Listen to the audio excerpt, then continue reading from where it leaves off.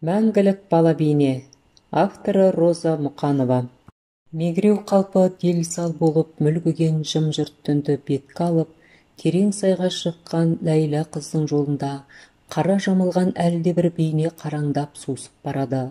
Жапан түзде жүрген елған жан дейді қыз көңіл алабұртып. Мен адамдар әулетінің рухымын дейді бейтаныс үрейлі үн. Сонау алыс бір жақтан дауыс салып. Терең сайға бет алған Ләйлә қыз бұл сәтте беймәзгіл рух тұрмақ, адамзат қасиетінің өзіне де сенуден қалған. Тек қана осындай меңіреу түнді сол түнмен аймаласып, толыңысып тұратын тияқтай әдемайды сырлас еткен. Көкірегін кеулеген мұң арызын осы арада терең сайда сыбырлайтын. Дөп-дөңгелек ай толықсып, сүттей әппақ көркімен қара жамылған қарауылға сән беретін. Кейде үңіліп қарап қалған кіп-кішкентай Ләйлә қызбен быт жыл болып айырылып жатқан қарауылдың жеріне есіркей қадалатын. Біресе осы түнді де кішкентай ауылды да менсінбей қиғаштай шалқайып керіліп жатып алатын. Бәлкім сонда үңірейіп, ойлып жатқан жаралы жерге қарап, апыр-ай, сенде шынымен-ақ қасиет қалмаған ба? Тозған шүберектей осынша жырым-жырым боп не күн туды?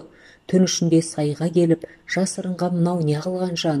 16-дағы бойжеткен қыздың кейпі ме? Сорлау, мәңгі бақи бала кейіпте қалуыңа не себеп болған? Бұл азаптың қай түрі деп, бұлардың өздеріне кінәртіп тұра ма? Әлде қарауылдың жеріндегі бар сойқанды сезіп, әлде кімдерге көктен аңырап қарғыс айта ма? Әйтеуір жанындағы жұқалтаң бұлттарға екі бүйрегін кезек тіреп алып, сарылап тұрғандай көрінеді. Ләйлә айға қараған қалпы қалғып бара жатыр екен, селт етіп көзін ашты. Жанарынан үзілген бір тамшы жас дір етіп иегіне құлады. О жарығай, мүсіркеме сен мені, мен күнәсіз қыз боламын. Сезімім бүтін, ақылым дұрыс. Бірақ мынау тіршілік дүниесінен безінген жұдырықтай жүрегім кек пен қасіретке толы. Мен өзіме адам сияқтымын, басқаларға адам емес, адам пейілін тәубаға түсіретін мүгедекпін. Қарауылдың адамдары мені көрген сайын, мұны Алла тағала адамдар тәубасына келсін, қол-аяғының саулығына, 12 мүшесінің дін амандығына шүкір етсін деп жаратқан дейді. Солай ма жарығай, мен саған ғана, сенің өзіңе ғана сенемін. Тым болмағанда үмітімді сен ақтарсың. Сонда бұл жұрт нені айтады? Мен кіммін осы? Мәңгілік пе? Шынымен-ақ мәңгілік өспей қалған бала кейіп пе? Ләйлә қыз сөйлеп отыр. Мылқау ай дөңгелеп алыстап барады. Ләйләні да, жерді де аймалап барады. Өз жасыма лайық қыз болғым келеді. Иә, менің де әп-әдемі, нәп-нәзік қыз болғым келеді. Келеді. Жаңағы өзі жасырынып отырған қап-қараңғы терең сайдан жүгіріп шықты. Жасаура бүкідей қадалған қыз көзіне сұп-сұлу әппақ ай үрке қашып бара жатқандай көрінді. Сол 8 жасар мәңгілік бала бейнеде өспей қатып қалған Ләйлә тамыры адырайған егде қолдарын сермеп көкке көтерді. Ей, қашпа менен, қашпа, бәрібір сені тауып аламын. Жасқандың ба? Сен де менен жиіркенемісің? Сен де менен қорқамысың? Жарығай. Ай барған сайын алыстап сырғып барады. Мүгедек қызды да жырым-жырым болып айырылған жер бетінде менсінбей, қап-қараңғы түн серігін қолтықтап, толықсып кергіп барады, ұзап барады. Ләйлә қыз одан сайын дауыстап, қолы бұлғап айғайлап тұр. Ертеңде қайт оралшы, ертеңде терең сайда кездесейік. Мен сені сонда күтемін, терең сайдан күтемін, жарығай. Ең соңғы сөздерді айтқанда, егі кемсеңдеп, жүрегі құрғыр алай-дүлей соғып езіліп кетті. Бұл жолы қарауылға бет алған Ләйлә қызға Шыңғыс тауының еңселі биік шыңы барған сайын шөгіп бара жатқандай көрінді.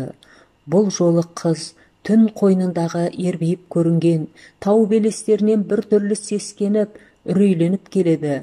Әлгі бір адам рухымын дейтін түн иесі де қартайған тау еттегінен пана іздеп жүрген қаралы киімділер ме? Көзі бұлдырап кетті. Өзі тұратын Қатира тәтесінің үйіне жақындай бере, тынысы тарылып, демі қалтырай шықты. Есіктің тұтқасынан қолын соза беріп, қайта тартып ала қойды. Үй ішіндегі өзіне тосырая қарайтын, ішіп жеп қадалатын көздерді көргісі келмеді. Жұрт ұйқыға батқанша, отыра тұрсам ба деп есік алдында кідіріп қалды. Сол сәт тосын шыққан дауыстан шошып кетіп баж ете түсті. Қатира екен. «Ей, қасқарайса, жын қуғандай осы сен қайда кетесің? Не бәлең бар, а?» Ләйла үнсіз төмен қарады. Ісініп қызарған жанарында, әбден сілесі қатып шаршаған күйінде тәтесіне сездіргісі келмеді. Менің мұңымды бөлісер Қатира ма? Оның да үнсіз тұрғанымның өзі жақсы дегендей, ләм-лим деп тіс жармады. «Қайда жүрсің деймін мен саған?» Ләйла тағы да үн қатпады. «Жоқ, терең сайда отыратынды ешкімге, ешбір жанға айтпаймын. Мен аймен кездесуге, сонымен сырласуға барамын. Жарғайдан басқа жанымды түсінер, жан таппаған соң терең сайға жүгіремін. Ол сәтте мені іздемеңдер, менен сұрамаңдар, мені көрмеңдер». Енді саған жетпей жүргені меңіреулік беді? Оған да жетерсің, меңіреу да танарсың. Қыздың көзі жарқ етті. Қатира мырс етіп, айызғанғандай қыздың аяқ қолына сұқтана қарады. Ләйла қыз мүгедек денесіне сабырлық жинай алмай, ызаға булығып қалшылдап барады. Қолы мен аяғына әлдекімнің көзі түсе қалса, қу жанын қоярға жер таба алмай намыстанып есі шығатын. Мынау шамадан тыс үлкейіп бара жатқан, егде қолдармен жетілмей қалған, аяғына ешкімнің көзі түспес екен, байқамаса екен деп зар қағатын. Ал Қатира болса, әдейі қақшиып, шошына именіп, мұның жанды жеріне тисе түскісі келгендей, соқтана, жеркене көз тастады. Осындайда Ләйла қыздың жаны шырқырап, жасырынар жер таппай аласұрады. «Қайда болдың деймін? Мал қораға қайтып қол жетпей ушы болып жатқанда, қайда қашып кетесің? Айт деймін енді, ойбай!» Ләйла көзін жерден алмаған қалпы, «Адам емеспіз бе?» деп ақырын күбір етті. Сол-ақ екен. Қатира ыршып түсті. «Сөзді қара, адам емеспіз бе дейді. Адам сиқы жоқ кейпіңе неге қарамайсың, а?» Қатираның ащы тілі сумаңдап, Ләйланың бала жүрегін қып-қызыл қан жоса етіп тілгілеп, пара-парасын шығарып, түтіп жатыр. Бұрын осындайда жанына тиер сөзді естігенде шыр-пыр болып зар қағып, жылап еңірейтін қыз бұл жолы бедірейіп қатқан қалпы, өңі қуарып, Қатирадан көзін алмады. Сезімсіз, жүрексіз, қатыгез адамның түлігі қашанда сай болады. Табалайсың ғой, табалай бер, табала. «Я, мен осы қасіретті Құдайдан сұрап алғанмын. Я, сеніңше сұрап алған тағдырым осы. Отыңмен кіріп, күліңмен шығып жүр емеспін бе? Не жазып едім саған?» Жетілмей қалған сәби бетін жап-жалпақ алақанымен басып алып, жүресінен отыра кетті. Сол қалпы пысылдап, дастап, төзімі таусылып, көз жасына ерік берді. Мұндайда бүкшиіп босағада жылап отырған Ләйла қызға бірде-бір жан, «Ей, мынаған не болды? Тиіскен кім?» деп сұрамайды да, бәлкім осылай бейшара күй кешіп, жылап отыруы заңдылық деп ойлай ма? «Ей, байқұс, көз жасыңды біз емес Құдай көрсін, соның ілтипатын көт, пейілін көр» дейме? Әй, теріс қарап, күбірлеп өте шығатын. Ләйла мұны да сезетін. Ішінде жарқырап, толықсып шығатын мылқау айды есіне алып терең сайға қарай жүгіре жөнелгісі келетіні де сондықтан. Терең сайға түскен ай сәулесі бұрынғысынан да жап-жарық. Жер бетін кезіп жылжыған қалпы Ләйла қызды іздеп жүр. Қарауылдың суынан да, жерінен де, тауынан да сұрап, беу-беулеп іздеп салады. «Қайда кеттің? Неғып бүгін терең сайда жоқсың?» деп ана дауыс жып-жылы алақанымен қолын жайып, сай ішінде қалықтап жүргендей. Түн жамылған сай іші жап-жарық, ай таң атқандай ағарып барады. «Құлыным-ай» деген ана дауыс еміреніп келіп, сай ішін жағалап кетті. Сол-ақ екен, тып-тыныш бір әлем орнады да, көкірегі қарс айырылып ана бейне дауыс салды. «Сен құрсақта жатқанда, Дегелең тауының түбінен жер астын дүмпілдетіп, жарыс болып жатушы еді. Сол басылды ма?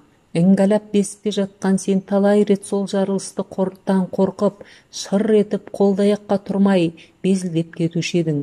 Сол әдетің ес білгенше қалмап еді. Сен Шыңғыс тауының етегінен көтерілген ауадағы қып-қызыл саңырауқұлақ іспетті лаулап тұрған алауға қызығып, жүгіре жөнелетін едің. Қазірше, апа, тау жақтағы әуеде қалықтап тұратын саңырауқұлақ бүгін тағы да түсіме кірді дейтін ең. Сонда әжең жарықтық, о, қарғатайым-ау, сен де Құдай жеткізсе, сол саңырауқұлақ сияқты жұрттың көзінің жауын алып, лаулап тұратын боласың деп мейірленіп, маңдайынан сүйуші еді. Қазір қайдасың, қайда кетіп қалғансың? Сай ішіндегі дауыс әлсіреп сөніп, ай көтеріліп биіктеп бара жатқандай болды. Сол қалпы терең сайдағы әр тобылғының түбінен Ләйла қызды іздеп kesіп барады. Бірақ бұл жолы ай бетіне еміреніп қарайтын терең сайдағы қыз бейнесі көрінбеді. Адамдар қара құрым болып, көп жиналған жерден бойын аулақ салып, көзге түспеуге тырысып жүруші еді. Қатира қояр да қоймай, бүгін жік-жапар болып жабысып алды. Жүр, қарауылда той бар, сонда барайық, сен сорлы да бір сейіліп қайт. Ләйла не айтарын білмей, кезерген жұқалтаң ернін істелей берген. Елдің көзі ақ, жұрттың сөзі. Бұл ойын Қатираға сездіріп, мүсәпір күй танытқысы келмеді. Сылтауратып шаршап отырмын деген. Қой, жүр енді, жүр деп, әйел қызды жұлмалай берді де, көнбейтін болғысын қолын әр жерден бір-бір сумаңдатып, қытықтай бастады. Қыз қарқылдап кеп қыстығып күле орнынан көтерілді де, үп-үлкен алақанымен әйелді кеудесінен итеріп қалды. Сол сәт Қатираның өңі қып-қу болып кетті. Бармасаң қой әрі. Барамын. Кенет Ләйла әлдекімге ерегескендей, барамын деді. Шіркін-ай десейші, менен басқаның бәрі де бақытты, бәрі де көңілді. Бұл дүниенің бар бақыты 12 мүшеңнің саулығында екен ғой. Көпке қиған бақыттың өзіне зар болған сон қандай сормаңда едім. Ләйла той өтіп жатқан үйдің көңілді адамдарына қызыға қарады. Бұршақ-бұршақ болып төгілген көз жасын әлсін-әлсін ел көзінен жасырып сүрте берді. Білемін, өспеймін. Құдірет-ау, басқа мазағың жетпегендей, әлі көрсетер қасіретің көп пе? Онан да бір жола жоқ етіп неге жібермейсің? Неге? Сағанда керегім жоқ па менің, қасиетсіз бейнеме, ыржалыңдап күлгін келеме, көңіліңе басқа ермек таппай, мәңгі өспейтін қыз тағдырын қызықтайын дедің бе? Ләйла, ләйлек, ақ Ләйла.